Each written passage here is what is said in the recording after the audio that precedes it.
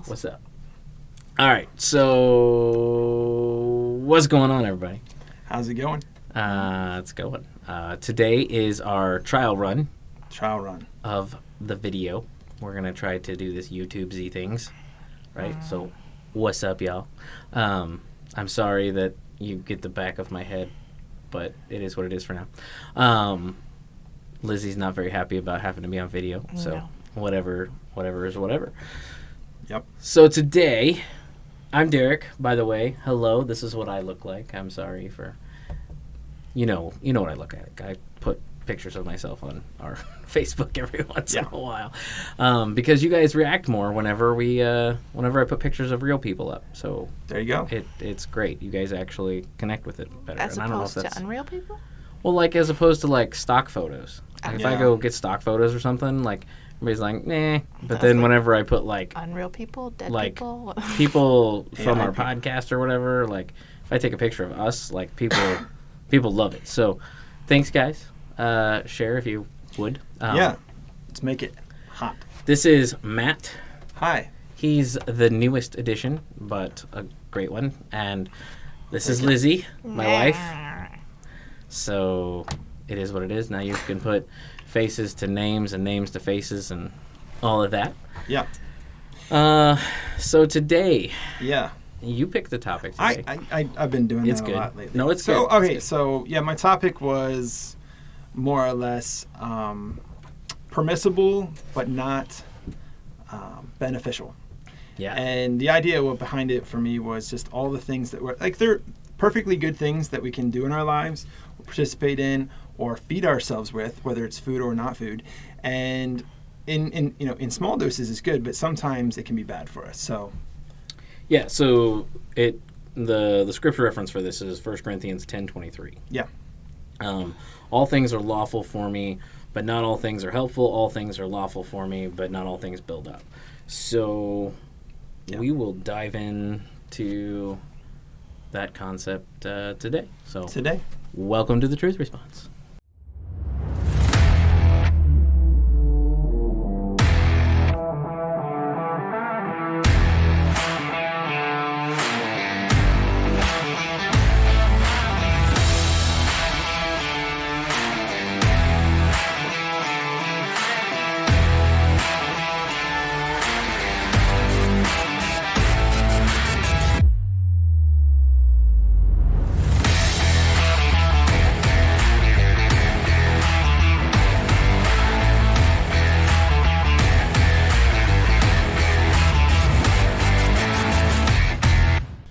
So today, I'll pray. I'll kick it off. I'll lead by example. We'll do that. Oh, yeah. Okay, fine. Yeah, that's the only thing with headphones. I got to take off my hat. All right, let's do this. I guess we're just going to have to leave the hat off because I'm not going to keep taking off the headphones and putting it back on. So, all right. Father God, we just thank you for a time of fun, good conversation, silliness, and most importantly, just talk about you and how we can apply the things that you're teaching us and have taught us and that your word says to our lives, just in a practical way. Also, I just appreciate the fact that you allow us to be open and questioning things and being open to conversations where we might be a little confused or asking questions that some people may not be comfortable with. So I just appreciate all that you've done for us, and I pray that you guide our conversations, and it's in your precious and holy name we pray. Amen. So, real quick, for those of you who, this is your first time hearing us because now we're on the YouTubes or whatever, once again, welcome. And we are a roundtable discussion podcast where we want to bring hope to the conversation that is in this really chaotic, confusing world, and we want to bring that through the only one who gives us hope, and that's Jesus, and trying to bring a little bit of clarity to this chaos. So welcome and buckle up. So anyway, I wanted to start this because I was thinking about something that's not necessarily a bad thing, but is easily a bad thing. So if that makes any sense. It all came from, so I was watching this news story. Well, in Christian news, there was a men's retreat gone wrong kind of thing. Okay. Yeah. All right, so... Yep. Oh, Yeah. I think I might have heard about this. Yeah, so it happened to do with, there's Pastor John Lindell, and he had this men's retreat, and he was in charge of bringing people in, and Mark Driscoll was brought in as one of his guests to come in and speak. But before... Who's Mark Driscoll? Just Mark so Driscoll people don't know. he's kind of well known as a preacher, pastor. He's been involved with a couple different churches, and he's got a podcast, and he's got different teachings out there. He's kind of a bigger name, I guess. Well, I hadn't heard of him until the craziness happened, it's right? Well, I've heard of him many. But I heard he's on a redemption arc. He's kind of come back, calmed Yeah. a little bit of the wildness, kind of checked himself Yeah. a little bit. It's what I heard. I don't know I mean, if that's... they've tried to cancel this guy a couple times and he just keeps coming back. But the thing is, and, That's and, not you know, quite what I mean, I've but- heard him speak, and I've heard him preach and teach, and I actually, there's a lot of things that I've heard from him that I'm like, this is legit, Solid, and it's yeah. really good stuff. So anyway, what happened was this guy had this men's conference, and before Mark Driscoll got there, he had a guy named Alex Magala to come in and perform. And Alex did a performance that was, in some people's eyes, not appropriate. Apparently, this guy's got a background in a certain kind of dancing that involves, a pole and risque behavior. And so for him to be there and do dancing where he then again took his shirt off, climbed a pole, and swallowed a sword, they thought it was, Mark Driscoll basically took a stand after that and said, this is not okay, and called it the spirit of Jezebel within the church on display, more or less. And then he was asked to leave, and so he did. And so that was how this whole thing got started. Mark was asked to leave. Yeah. And Not Alex, the guy that danced. I think he was already done at that point. Oh, so, okay. but then, John Lindell fires back, and at Mark, and then, Mark's not really he's not really trying to. He's already said his piece, so Right. he's not going. But John Lindell said some things, and some of the things that John said seemed to be incorrect. He tried to say that this Alex guy was born again, which Alex says, actually, no, I'm not. I consider myself not needing to be born again because he's an Orthodox Christian, and his Orthodoxy says that he's good from birth because he's born into it. And then also... Wait, born into Christianity? Or Jewish Orthodox? He's kind of the Orthodox. He's a Christian Orthodox. He believes he's good. And then... Okay, I didn't hear that. It's interesting. And so, we don't need to get into that.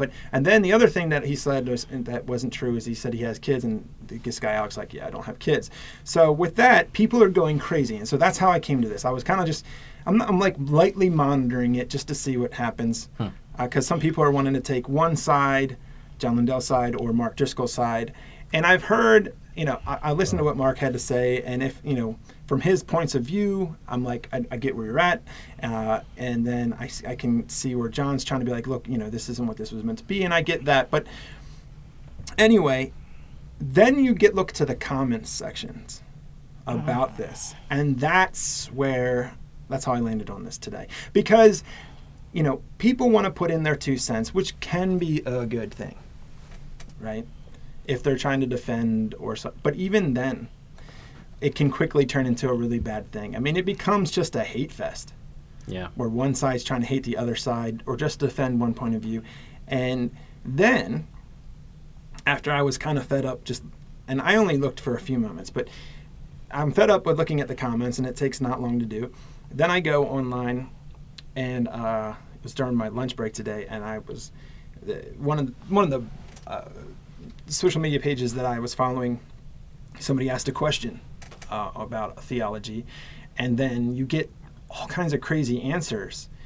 And I get the heart behind it. Like, I don't call it a bad thing to be like, well, I think it's this, when they're trying to give an answer. But it becomes a war so quickly.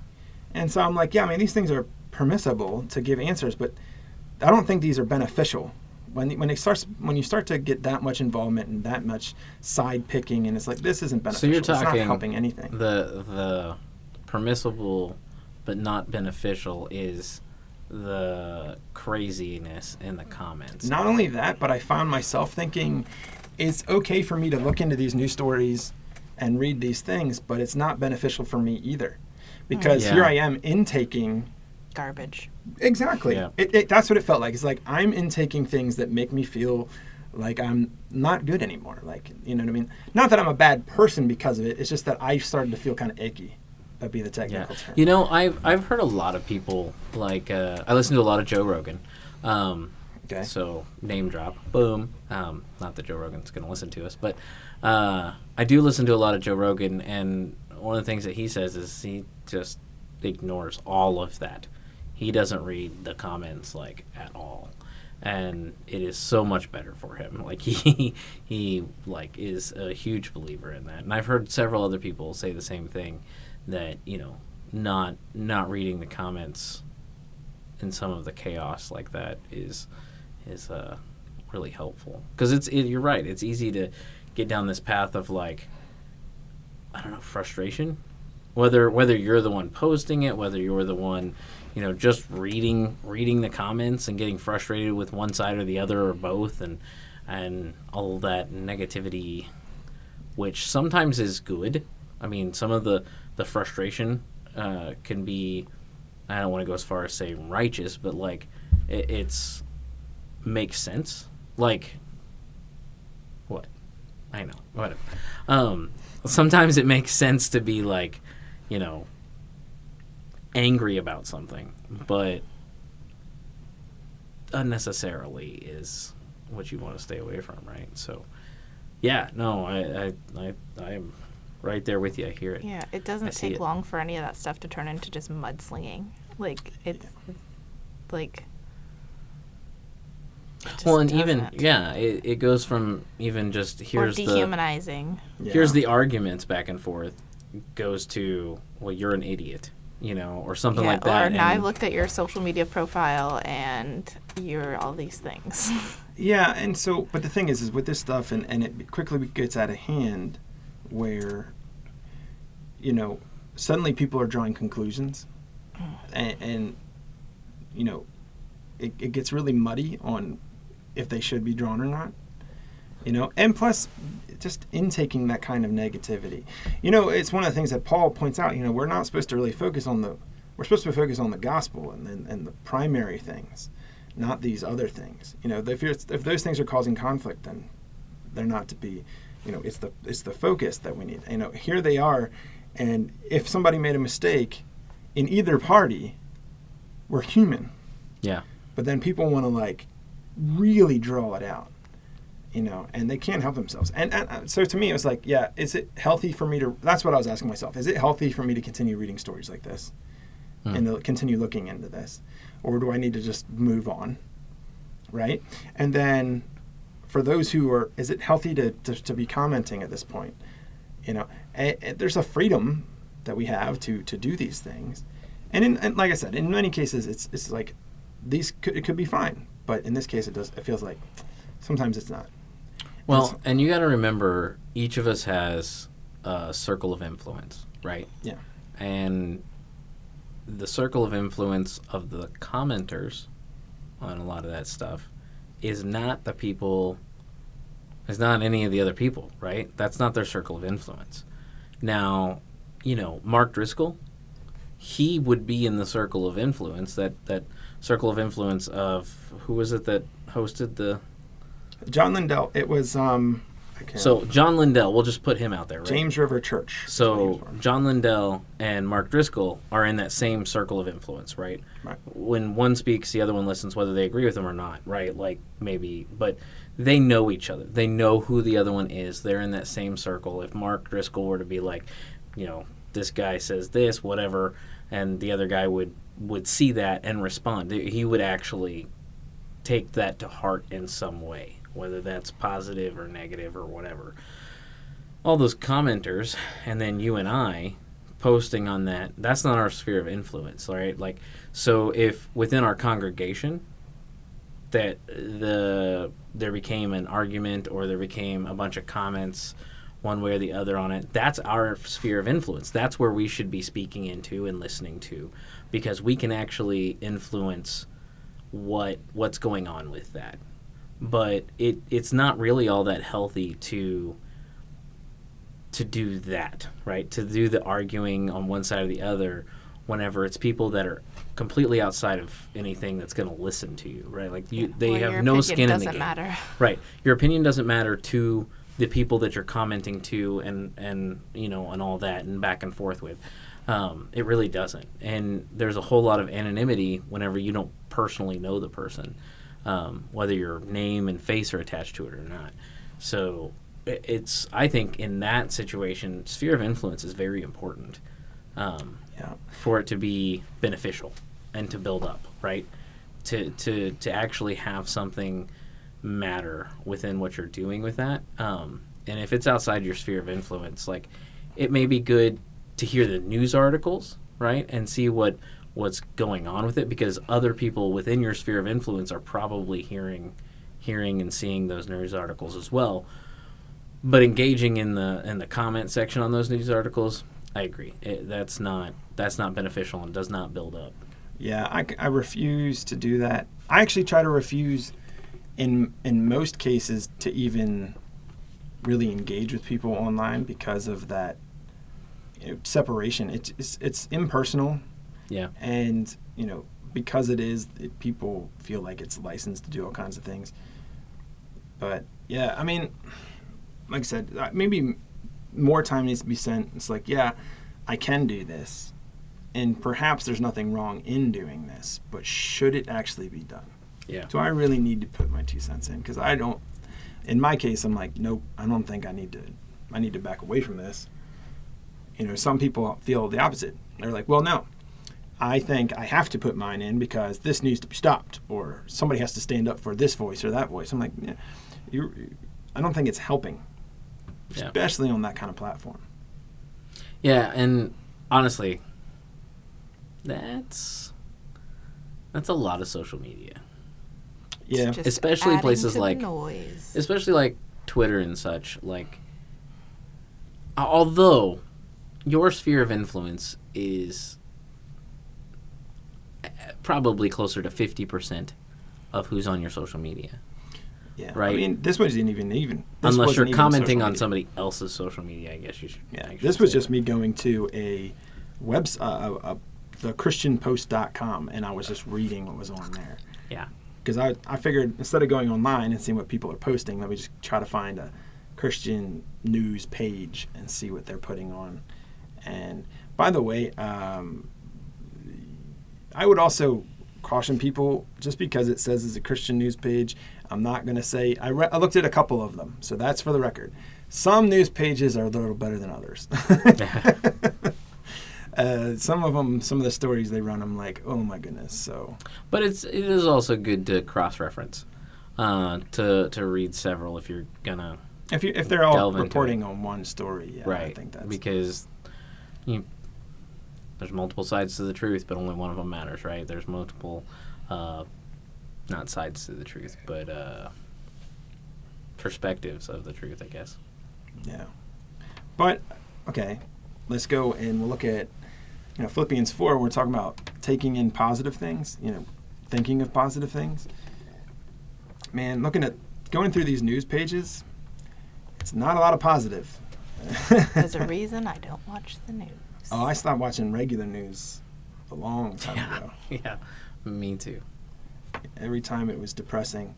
Or if it was either depressing or it got me angry or stressed out. I'm like, I don't like any of this. Yeah. Yeah, I don't do regular news. Yeah.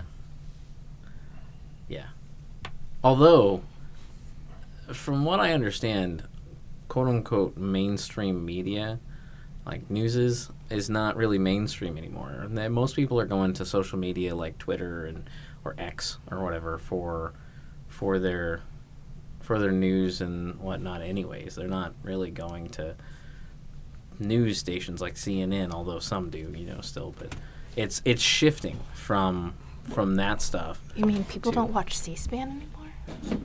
Well, I mean, the new generation, the online generations find it convenient to just find these stories. But even the older generations are moving towards it. I mean, I'm not saying they've completely stopped, but they're moving towards those different things too, because that's where the people that actually know what they're talking about have moved to, whether or not they speak on the truth, Yeah. But that's where the people who are actually in the midst of whatever news story is, that's where they're at. Is there? They're not on the news sources, right? So Yeah. plus we now know for 100% sure that news stations are heavily political on one side or the other. Well, yeah. I mean, it's pretty obvious in a lot of cases. But a lot of times before all this mess, before recent last 15 years, we kind of just took the news as they're telling us the truth, or at least mostly. And so we didn't. I mean, everybody had their favorite news station, but it wasn't like. Well, it changed. So like when you had. It used to be, I remember having conversations with people many, many years ago where it's like, man, news, they just want the dramatic stuff. They just want the stuff that's attention, and they overdo it. Yeah, they over-dramatize things, and they overemphasize things just because they want the ratings and attention. And that seemed to be what everybody was talking about when the news, they just, But then it became something different. And I'm not exactly sure when it happened, but I remember going from that to... Yeah, they're just running an agenda. Yeah, honestly, it was probably around the time Obama got elected, I think. And it wasn't because of him, but I think that's when it started, like everything started shifting, polarizing a little bit. The patterns changed. Yeah, and then it ramped up, obviously, in 2016 when chaos abounded with Trump and all that. Yeah. So, I don't know. Yeah, I'm not ready for that circus again. Yeah, well, it's coming real quick. That's like, you don't even need to go to a web page. It's in your everyday life. Everybody wants to talk about it and point to it. And nobody wants to talk about it, right? Like everybody's got an opinion on it. That's what I should say. It's funny, by the way, that you said that most people are moving to online stuff, because I did something the other day and I realized how guilty I am. So I started thinking to myself, it's a shame that like newspapers are on their way out. But I'm in a 7-Eleven the other day, and I look down and I see this newspaper headline, and it was interesting. And I picked up the paper in my hand. I'm reading a little bit, and then I just set it down because I'm like, yeah, I'm not spending money on that. Yeah, right? Yeah. I'll just look it up online later. Yeah, I'm guilty. I'm one of them guys. I've crossed over. And it's okay. I think that, it's a little easier to find out. You care more, right, when you're going online, who you're paying attention to than like watching a television, because you're not going to go. You can easily research whoever it is or whatever company online if you're already online, whereas if you're watching on television, you're not going to flip over to your phone and search, well, what is this person's stance, or whatever. Are these people uber liberal? Are they uber conservative? Are they nut jobs? Whatever. Yeah. So okay. So that's one thing. That's the one thing that kicked it off for you. One of my favorites has always been junk food, right? Oh yeah. Let's go to the food category, right? Like junk food. It's totally permissible. All right. It is not beneficial. Quick poll. All right. And I want to hear anyone write in what it was for them. But all right, each of us needs to take a turn. When you turn to full-fledging adult, right? What was the thing that you went overboard on? Like that thing that you were like, I have the freedom now. I'm going to do this. Nutty bars. Nutty bars? 100%. No way. I would buy like a big box of Nutty bars and eat them in a D&D session. Now, the D&D session was 12 hours, but I would eat an entire big box of Nutty bars in a session. All right. What do you got, Lizzie? Sour Patch Kids. Yeah. Man. At this point, I can't eat them anymore. Yeah. A buddy of mine, actually, we went down to the beach right after we graduated, and he got this big box. And that's all we did on the way down. It was a 3-hour drive, and the whole time we're eating South Park Kids, my mouth was so beat up when I got there. I have had a hard time since then. But mine was like, it was cookie dough. Like, I could not, like, my whole life, all I wanted to do growing up was like, I'm going Eat to the cookie dough. I just want to get the whole thing, because they sell them in the buckets. Yeah. I'm like, I'm going to get a bucket. I'm going to eat that whole thing. Now it's edible. Like, they make it so that you can eat the cookie dough. It wasn't when I did. So No, I know. And I ate the understand. whole thing. But now they make it literally so you can eat the cookie dough. Yeah. So it's okay to eat the cookie dough, so it won't make you sick. It was that and a full can of whipped cream. The spray cans. Oh, dude. Yeah. I always just like Cool it's Whip. weird. Like I just always want to. I just want to eat a whole thing. And when I had that freedom and that it, I couldn't help myself. I bought the bucket of Yeah. I think it was Nestle. They Yeah. made those little buckets, and then I just put the thing, and I was just spraying whipped cream and eating the cookie dough until all of it was gone. The whipped cream Yeah. went first, by the way. Well, and soda, I switched to cheap soda just so I could drink 2 liters of it. Like I didn't care. I could spend my money on whatever I want. I'm an adult. I can do whatever I feel like doing. Yeah. Well, and the difference is when we're like 18, we can get away with this a lot easier. At 40, I don't think it's a good idea for me to go out and do this anymore. Well, it's not a good idea for you to do it originally, but No. it's harder to come back from. Oh, yeah. At a little older. Like my stomach hurts just thinking of eating a bucket of cookie dough. I can't. Yeah. I can't even. I could take a spoon or two. I could, but I'm not doing that anymore. Well, I'll tell you, after getting off of the sugar and whatnot, like it everything tastes sweeter. Everything, like literally everything tastes sweeter. I couldn't eat marinara sauce from Domino's the other day because it was too sweet. Yeah. Like dipping like the crust or whatever in it, I was like, I can't do this.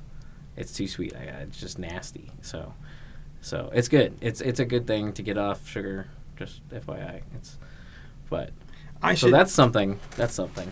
I should get off more sugar. I've downed my.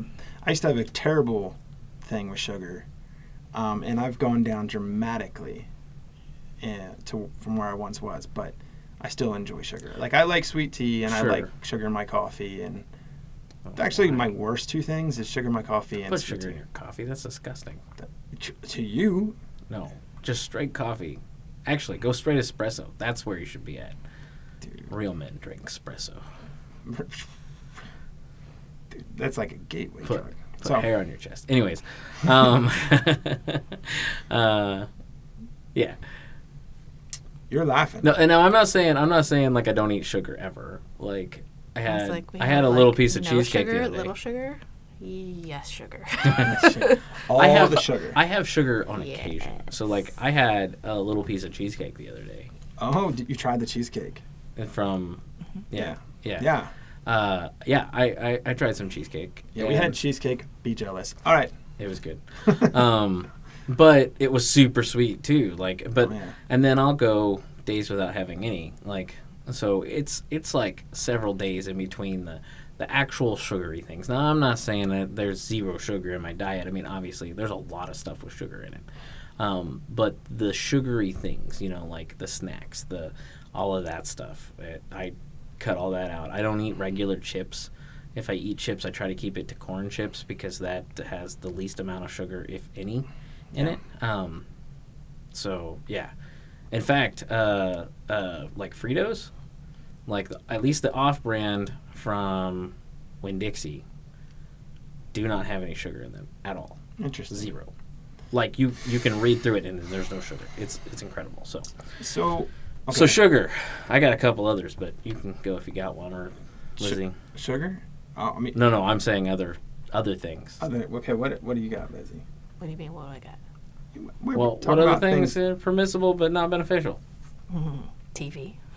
Screen time. Screen time, yeah. Yeah. That's We're- actually I'm the going to go second for the one. heart of this. Yeah. Screen time. Although you should watch us. Yes, that doesn't count this. Yeah. Break the fourth wall and now. Oh, sorry. Now we're talking with you guys too, so it's whatever. Yeah, screen time. Allowing our kids screen time, right? And how much and what they're watching and all of those things. Well, Yeah, but it's like, not even just the kids though. well, sure. It's us too. But like, for instance, I feel like that's our generation's big problem with our kids. The big disconnect with our kids is that, like, okay, yeah, go watch TV, and then by the time we realize it, it's their bedtime, and they should have read a book in between there, right? Like, Well, I feel like that happens a lot. Yeah, Like, you're but- homeschooling your kids, so maybe it's a little your kids. I mean, so it's that's- not. It's very similar. But the thing is that you realize that we were also the generation where our parents could just go, "Hey, yeah, you can go watch TV." And Yeah, but they also were the generation of parents that were like, "All right, did you do your homework? Because if not, I'm gonna whip your butt with a okay, my hand or I'll give whatever." you that. And I'm not saying stuff like that didn't happen, but I'm saying is that, back then though there wasn't as much on TV. That's true. And there was a Well- lot of terrible programming, not in content. It's just it wasn't that good. And so, like, oh yeah, you want to watch TV? Yeah, okay, fine, Yeah, go we're gonna watch watch TV. Jeopardy and Wheel of Fortune. Yeah, I found out our kid really likes Little House on the Prairie. When she comes to work with me, whenever she's got to be there or whatever, I found- she loves Little House on the Prairie. So I found an app for that. for Little House on the Prairie, Well, or like Me TV type stuff. it's I'm gonna have to figure it out. So I have a Roku, and somehow a new streaming app was on there. I didn't download it, but I was like, all right, what's this? Do I need to delete it? And I want to see if I can find it. There was I was actually surprised because it was like mostly had faith-based stuff on it, but it had Little House on the Prairie, Okay. and I was just kind of like, okay, what's Well, I mean, Little House on the Prairie deals with some heavy topics, but in a conservative way. So that kind of makes sense. yeah? I'm trying to remember what it was. But screen time, right? Screen Like time. that's a big one. We use our screens for a lot of things that we do for work. So that can be okay, but I mean, I got off of social media for a multitude of reasons, and one of which is you look down at you're flipping through the what's it called, the reels or whatever, and 2 hours later you're like, oh crud, I've just wasted 2 hours on my on reels, whatever, dumb stuff that I just flipped through. It's never ending depending on the platform. So I don't think I'm gonna find it. Doesn't matter. Yeah. So, but I mean, so the Reels problem that's worse for me, and the that's reels problem is real. The Reels problem is real. So, it's such the thing is, it's such a dopamine drop. Just be able to sit there and constantly just take in and consume, because that's what we're doing. It's just like eating a whole thing of cookie dough. We're consuming. Right, but as soon as you stop, That's the hard part. Well, the hard part is stopping. If you have the time, the hard part is stopping. right, but not just that, but like as soon as you stop with all that instant dopamine, you crash. That your emotional levels, it's scientifically they talk about it all the time. It just drops. You start crashing because you're not constantly getting that feed to your system. Yeah, and like doing it, and they say, especially with screens, like doing such things before bed, people get a lot of sleep issues. You're looking at this. Is that a problem Lizzie has? Yeah. Is that a problem Lizzie has? Yep. What no. if I don't do it? I don't disconnect. I'm. So she should start disconnecting like I've earlier, maybe. I've scrolled to sleep before. Scroll to sleep. Yeah, I've scrolled to sleep. There have actually been times Woke up where- and your phone was on your chest, and more like I'm falling asleep. I need to remember to plug this in I before have I a let this coloring go. app that helps me fall asleep. I've see, done that. coloring's different. I actually used to find games that would be like mind stimulating, but just enough to where it would start to get kind of repetitive and boring, and that would get me tired. Like little puzzle games. It's kind of anyway. So yeah, doing that before bed, they say it isn't good, and I'm thinking they're probably right, but sometimes you're just tired, and it's just easy. For instance, Sadie and I, we when we go, once we get the kids in bed, sometimes we want to sit there and just talk to each other, and sometimes we're like, hey, there's this show that we've been wanting to catch up on that we not watch, and we'll watch an episode, because by then that's all we have time for, and then there are times where we're kind of tired and we end up sitting down and we're on our phone, and then we're just sitting there on our phones with each other, which kind of qualifies as time with her and I, because mostly because my wife likes to find the cool videos and interrupt whatever I'm doing and show them to me. I love you, honey. But I have the same problem. it happens all. I started just going, all right. I told myself, no matter what you're watching, it's not as important than your wife's attention. So and she'll be like, you can finish. I'm like, nope. Put the phone down. Show me what you got. And I think she thinks sometimes that I'm angry about it. I'm not. It's because your face. Because my face makes me. Yeah, I have terrible facial expressions, but yes, it's do. more like I'm switching gears now. That's not important. Show me what you got. And in that moment, it's the I literal think my face hat doesn't look taking happy off. about it. Yeah. Taking off the hat and putting on the next husband hat. Closing one box, opening the next box. Okay, what do we got? So yeah. That's what it is. But we'll do that. She's and then, like, I have 6 boxes open, and we're going to jump from this one to this one. Yeah, and I'm looking at her like, please, one box at a time. Yeah. Then she's like, here, hold this box. You know, just a slight tangent because I love those tangents.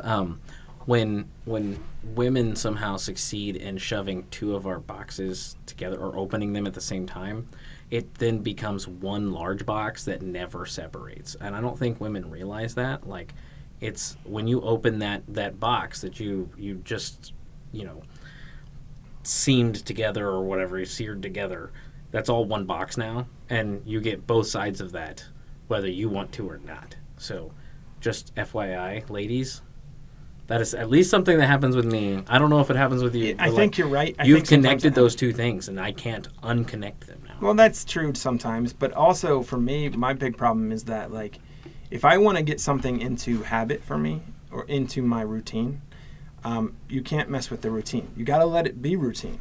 Yeah. And so that's actually something that is really hard to do homeschooling because every day can be different. Oh, yeah. So that is like I start to short circuit. Something doesn't work. But like if I can have the same things happen in a certain order for a few weeks at a time, boom, it's routine. It's good to go. Second you mess with it, it's like I don't know what to do anymore. I'm like, okay, I'm just going to pick one of these boxes and I'm just going to live there. And I don't know why it's so hard for me to get and try to put them together in any sense of order. More at home, like when I'm at the church or in the office, I'm actually better because like it's all seems to be in my church box with some exceptions. So it's like, okay, where am I at? Well, I got this to work on. I can work on this. But when I'm at home and there's so many options on what I can focus on next, for some reason it's like debilitating for me. I don't have a church box. I have a Sunday morning box. I have a worship ministry box. I have a podcast box. Like I don't shove them all together. That would be a lot easier if I could connect all those. But there's connect the dots, connect the box. Anyways, all right, back to what we're talking about. Yeah, this leads to another one. I think this conversation, and that is neglecting sleep. Yeah. I stay up late. I'm. What's late? Well, half the time I wake up at 12:30 after having fallen asleep around 11:30 from on the couch. Like, I don't generally go to bed till about 12:30 half the time, or 12. So that's late. 12:30 person. Okay. Yeah. And then having to get up at 6:30 the next day. Now, as much as that's permissible, that's not good for you, because sleep's an important thing. Yeah, there's times where I give myself permission to take a little bit of my sleep time away in order to accomplish something. So, for instance, that's different. Well, we're talking like as a habit. Like, it's one thing to like, I'm staying up late because I've got to finish this thing. Although that's procrastination usually. But anyways, so I'm staying up late because this specific thing's happening. The other is like I watch TV till 12:30 every single night, kind of a thing. So. We try not to do. We've been guilty of that before, myself and my wife. But we're both trying to get better at. Before that, we need to be done. The difficulty is we have teenagers in the house, so they throw everything off. They throw off the schedule of their youngest sister, and they throw off our schedule. It used to be easy when they were much younger. They had separate, certain bedtimes at a certain time, and the amount of time that Sadie and I had together was more. Yeah. Like if we got them all in bed by between 8 and 9, we had all that time. And so watching a show, or maybe even 2 shows, wasn't as big a deal. We felt like we had a lot more time to relax, let the day away, just be with each other. But now that they're staying up later, like the teenagers are they no longer understand that more sleep is better. They think that they're getting older, so they deserve to stay up later, and they don't understand that what they're saying is we're going to keep ourselves from having that much sleep. Although, given their own devices, they will try to make up for it in the morning by sleeping in. Yeah. Well, and that's a little easier to do with homeschooling. A little bit, but not if you have stuff to do. But That's true. But the point is that so it's harder, and so you start to make exceptions just to try to catch back up to what the things you want to do. For me, it's one thing. So I have off on Tuesdays. So Monday nights, there have been Monday nights where if I have the energy, I'll stay up later and play like a game by myself because I don't get that time, and the kids are finally in bed. I'm finally left alone. This is the thing. And that's not to say that I prefer to be left alone. I love my kids. I love my wife. But there's times where I just want a little me time. And so when I give myself that, I'll stay up real late, sometimes 1, 2 o'clock in the morning. Don't necessarily intend to stay up that late, but I get really involved in these little missions in my game. And then next the time's gone. But I yet still wake up around the same time. So it is what it is. But I'm better at it than Sadie. Sadie can't stay up as late as I do and get up at the same time and have the same energy that I do. She requires more sleep. Yeah. And you can tell when she really needs to catch back up. I used to be really, really grumpy when I would get no sleep. I feel like I'm more conscious of it now, and so I try not to be grumpy when I get no sleep. And I say no sleep 4 or 5 hours. That's rough. That's real rough. She lives off of 4 hours of sleep. I slept 4 hours last night. It's all that sugar. It's the disconnect. She can't disconnect in her brain. She can't shut it down. Yeah, I doom scroll disconnect. Yeah. I mean, which is also not healthy, but... Well, I don't know what it was. I need to numb my mind enough with stupid things. Yeah, I stopped sleeping, many years ago now, and I don't know what it was. And I've tried all kinds of things, including not even having my phone near me. But the result's the same. I have a hard time sleeping through the night. I'll tell you what, our new mattress, whenever I sleep on my back, it's a memory foam. When I sleep on my back, I don't roll. And that has helped my sleep when I sleep on my back. Now, I don't always do that, but when I sleep on my back, oh yeah. I have breathe right strips. Yeah. It's a thing. I rolled. I need to use the CPAP. Oh, well, okay. So unless you've got some homeopathic thing we could talk about later. We're not going to talk about melatonin. No, melatonin. That doesn't do anything. That makes me hyper, actually. I'll be like, and then she'll sleep and be groggy the next day. Yep. It's ridiculous. Wow. Last time I took it, I stayed up till 3 o'clock in the morning. All right. So, no, yeah, for me, it's just... I think I know that I'm snoring, and that makes me self-conscious, which helps me not sleep even worse. Yeah. You know what I mean? Why can't you be like that?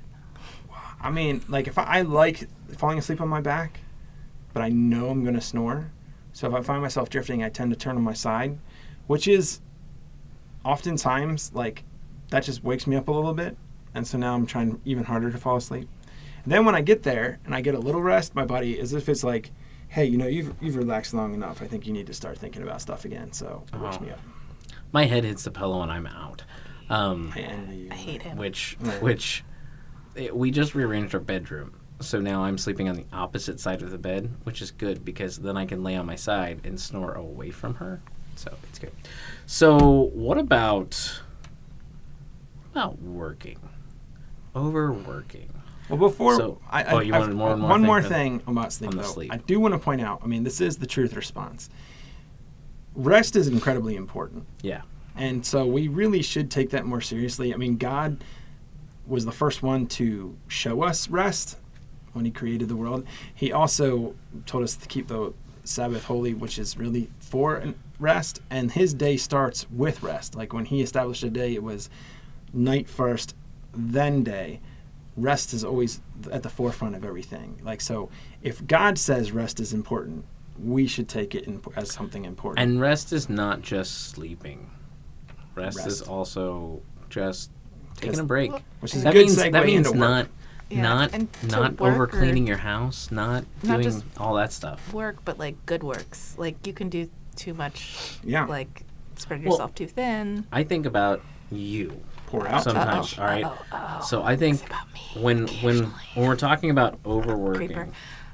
you work incredibly hard and incredibly fast and efficient up front of the day. And About then 2 o'clock, I'm like, and then 2 "Hi, o'clock Matt." you're burnt out. Well, and then This 2 is o'clock true. you're burnt out, right? Like Yeah. you're done. And that's because you've go, and you don't like take it easy in strides. I'm like eating and So- like typing emails. Yeah, she's incredibly efficient in the mornings. I will Yep. say that. Yeah, but I'm also the person that like as soon as I'm like, yeah, let's go. And Yeah, with I- a child, that doesn't work. Yeah, she can be ready to go, completely ready to go, shower and all. If she, it's When it's Serenity was in daycare, 15 minutes, boom, Yeah. done. when Serenity was at daycare, yeah, it would be like from the time I woke up to the time I got us out of the door was 20 minutes. That's pretty good. Yeah. Respect. That's hard to do. I mean, I didn't have to feed her It's crazy. breakfast, which was part of Right. that. well, I mean, of course, I'm thinking about it. I have, with 5 kids, I can vouch that that's almost impossible to do. But like, that's great. That's fantastic. But even- Serenity doesn't work at that level of Feel- speediness. No, The only especially not person now. I can get out the door that quick is me. But I'm also, I mean, but the way my brain works is like we I got mean, that clothes sounds set like out it the does. night before. We got everything but right next to the door ready to go. I've got lunch figured out. I've got all those things done before I go to bed. Well, and that's part of the problem with her staying up. She's constantly going like, okay, What can I do Did I set to this up? Did I make set it this up? easier? Did I set this up? Did I set this up? Oh, now I got to get out of bed and go You do should that. be proud and of awake me. and I let Serenity make her own peanut butter sandwich today. that's awesome. I should point out though that there are exceptions. Mainly with my wife, there are times where she can match my morning energy. So, when she listens to this, I want her to point out that I do recognize there are times where you match me. We're out the door, but a lot of times I'm dragging everybody along. We are currently recording this podcast, and it is 5:10, and I've just begun my productive time, right? Yeah. Of Okay. my day. So Yeah, when it comes to work though, working hard yeah, can be a great thing, It can. It can easily be its own drug though. but it's got to be. You got to balance it yeah. I because burnout's not good for anybody. Yeah, it's not. And the funny thing is like I actually work better under pressure. Like when and thing is I put pressure on myself, which is does not help the situation. So you're saying you procrastinate? I don't know. I mean, I try to tell myself that everything's more important so that I don't procrastinate. Because I will.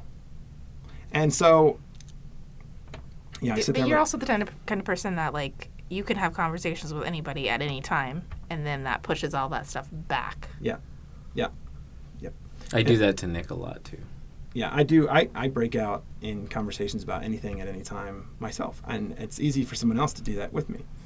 And I engage. Like, it's not like I'm like, oh, yeah, that's cool. And then get back to work. No, I'm like, let's have a full-on conversation Unless about you this. sit there and go, No, you don't. Yeah.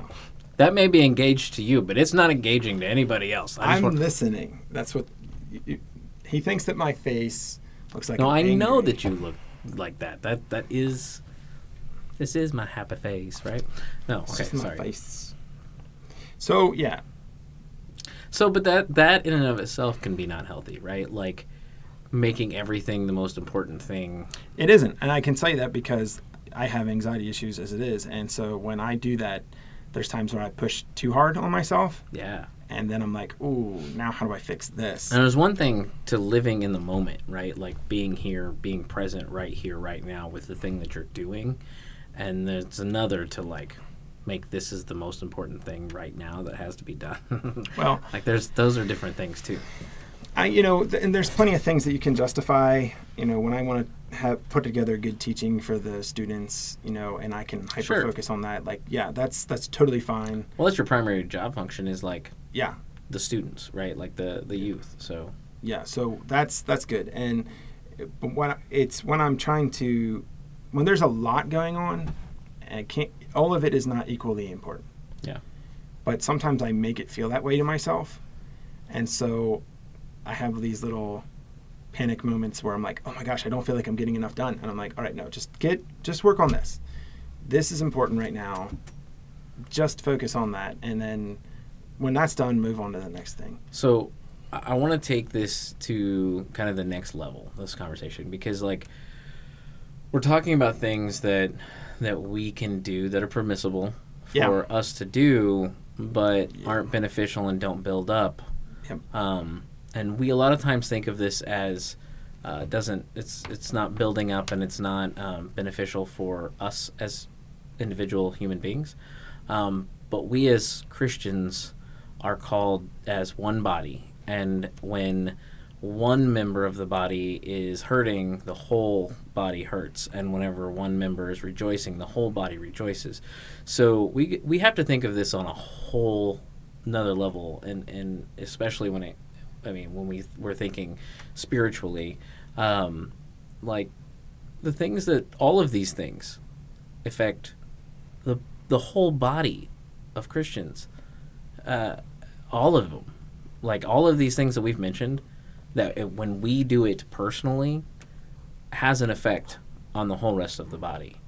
And I think that too often we get hung up on, oh, this is bad for me as the individual, and we don't see it as, oh, this is bad. This is bad for the church as a whole. Like, this affects Mostly all of the other people. It's bad for our relationships with people.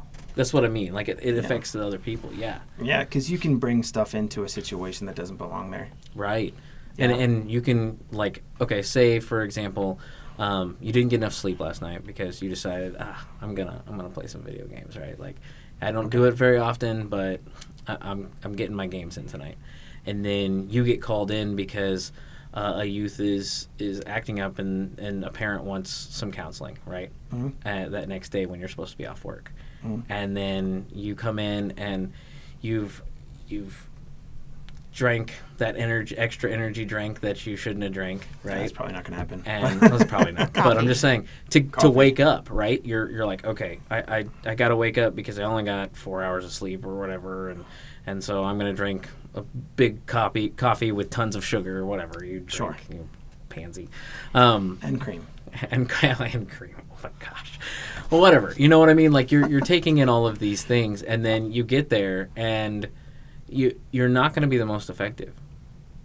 You're not going to be the most effective because you've accidentally set yourself up. Whether it's good, bad, and different, and it's maybe a rare occasion, but that can affect how you counsel. You know what I mean? Especially when you're doing it a lot. Like on the occasion thing, that's usually not a big deal. A lot of us can recover pretty easily. It's good though to let people in on what's going on with you so that they can help support you. So one of the things that I love about working here is that I came right into a great team. Yeah. Like now Nick and I left alone is dangerous because we're crazy people and we have come up with crazy ideas and then we just want to start doing them.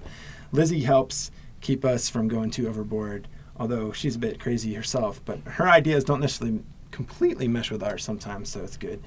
You mean she has the reins, but she pulls back on them when you guys... Yeah, she does. She'll be like, no, but she keeps us focused, and she's really organized, but also...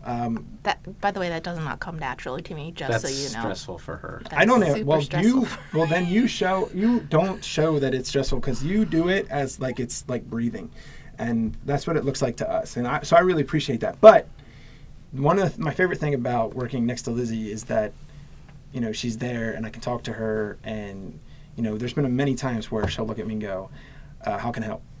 How can I take something off your plate?" And just having that kind of support is amazing. And then you have Derek Tennant, who sits to my other side, And he's really good at just keeping me, okay, hey, let's focus here at this time. Hey, don't forget we need to look at this. And just feeling like you're supported, and then just that you can be open and be like, oh, here's where I'm at. So that's important. And even in your daily life, to have people, we've kind of talked about this before, where having people where you can give permission to be like, hey, check in on me and care, really care. And whenever you're surrounded by people at work like that, yeah, that's good. That's real nice. I think that's I've had probably the results of like the mega office, because it wasn't like that like before we went into the mega office. Yeah. Mega office. Yeah, just so you guys know, everybody at our church here at Rise, they are now all in the same room for their office instead of having separate rooms for their offices, and I think it's been a good thing. I mean, I don't work here, but I've been around long enough. Yeah, it's helped relationally and stuff like that. Yeah. And everybody feels more in the loop, I think, than they used to. So. Yeah, not only that, but like you overhear things. Like it's not in a bad way. You if you hear somebody's got something going on, you can be aware of it, or somebody's got an idea, you can help support it or help them talk them with it. Which is probably a great thing when it comes to myself and Nick. I love Nick, but he's just as nuts as I am. So it's like, I know that we need more attention. So it creates a team effort in a lot of it, yeah. And just being able to have those people, and you feel like they're really there. Yeah. I've worked in situations where you felt like you were on an island, or no, you felt like you were in a competition, and there's no care. It's just, I can beat you or you can beat me. And talk about an unhealthy environment. It'll drain you. Yeah. And it doesn't matter. I in certain cases, I remember I worked at a car dealership, and that's kind of the atmosphere they promoted. And, when I worked there, I wanted to be the best, Sure. But the thing is the best is a lonely spot to be for two reasons. Number one, nobody likes you for being there. I was going to say because the song says so.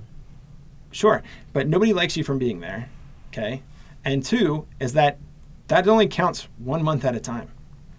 Because once that month's over, yeah, you were the best. Great. Next month, clean slate. Right. You could even be the best for the year. But by the time you're the best for the year, you're already in the next year. Yeah. And so it doesn't really matter anymore. And so it was such an empty thing. I felt like I was just chasing my tail. Yeah. Until I was like, I'm done with this. Just done trying to be that person. So how does things that are permissible but not beneficial or build up, how does that affect the body of Christ? Well, I think when you're whether you're intaking something like the news or food, or you're not allowing yourself to get the rest you need, or you're overworking yourself, I think we take that and it affects us on how we're interacting with other people. For instance, if I'm just reading negative stuff all day, it's going to give me a negative attitude, whether I want to believe it or not. And then when I go to talk to people, it's hard not to be tainted by those things, especially if somebody just so happens to bring up something that you've been thinking about. Especially if you got strong feelings about that thing. Oh, yeah. Yeah. Or even if it's not, like, you could walk in a church like that, but you could walk into your house. Yeah.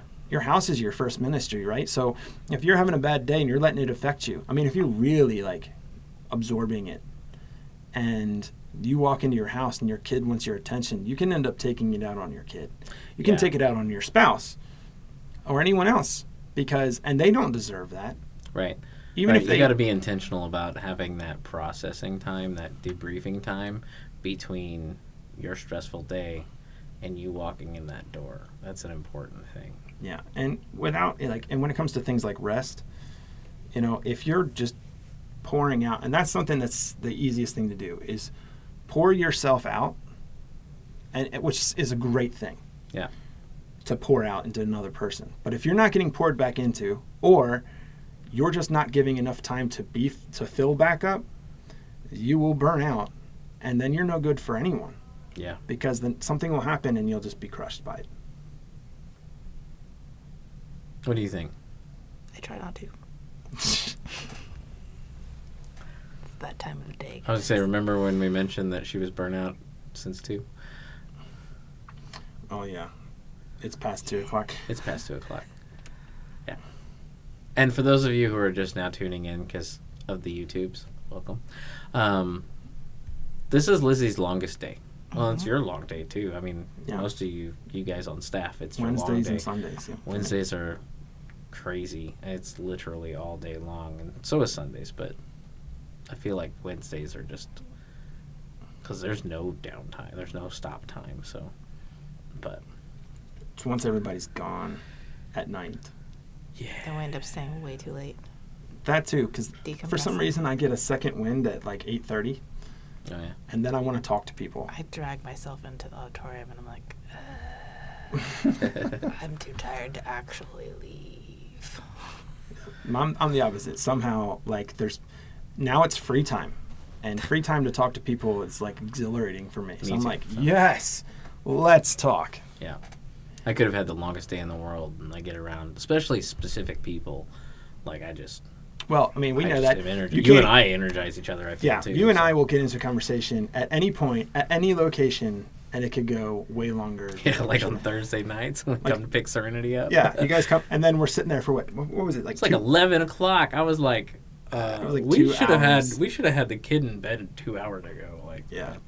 So okay, permissible, but not beneficial, especially right? the kids. So what do you guys think? Like, what are some things that we missed? Do you disagree with us on any of the things that we talked about? That Should we do a round 2? Probably not. Probably not. But if you think we should, give some specifics so we know what the round 2 is going to be. What you need a round 2 on.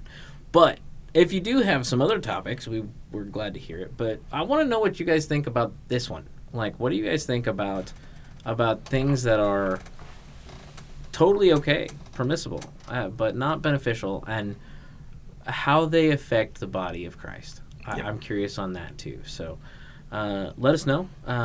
You can comment on the YouTubes, the Facebooks, the Instagrams, thetruthresponse@gmail.com.